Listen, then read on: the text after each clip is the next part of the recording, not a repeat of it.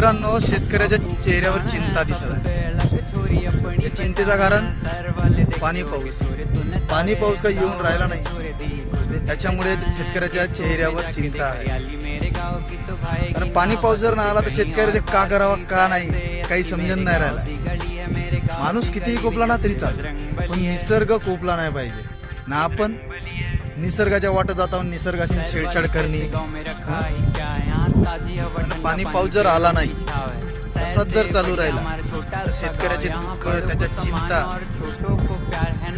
सांगू शकत नाही. एवढ्या खराब होतील, परिस्थिती अशी एवढी खराब होईल का शेतकरी का कराल ना का नाही त्याचा काही भरोसा नाही.